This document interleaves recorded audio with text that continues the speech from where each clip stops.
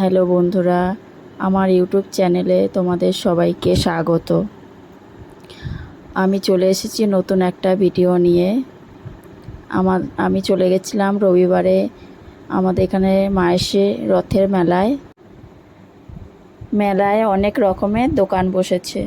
কসমেটিকের দোকান, বাচ্চাদের খেলনার দোকান, প্লাস্টিকের জিনিসপত্র।